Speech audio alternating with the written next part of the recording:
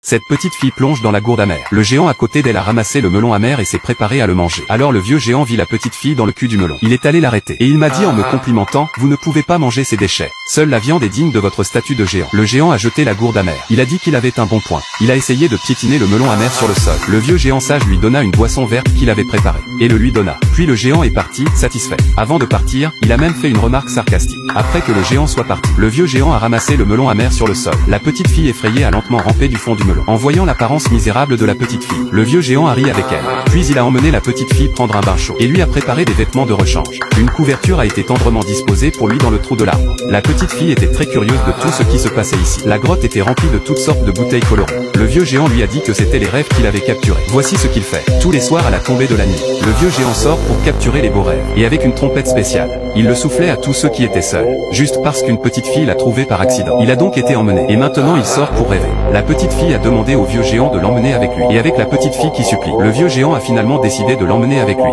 À l'extérieur de la grotte, d'innombrables géants dormaient sur le sol. Le vieux géant a fait le tour avec précaution. Mais le géant l'a attrapé par les pieds.